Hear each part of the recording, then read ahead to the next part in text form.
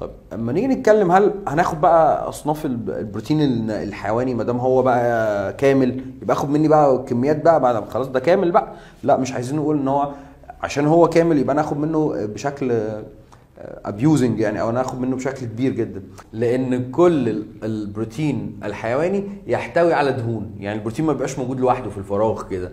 امال ايه؟ البروتين الحيواني معاه دهون، والبروتين النباتي معاه كارب.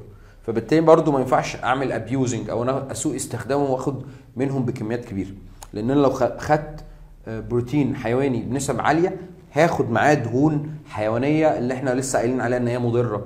ولو خدت بروتين نباتي اللي هو احنا بنقول عليه نافع او هو ما فيهوش دهون مضره، تمام، هاخد معايا كميه كارب كبيره، فبالتالي برضو ممكن تزود لي الدهون. فبالتالي لازم التوازن من كل الاصناف، ما ينفعش اخد بكميات كبيره، اخد منه بس بكميات مناسبه وكميات متوسطه.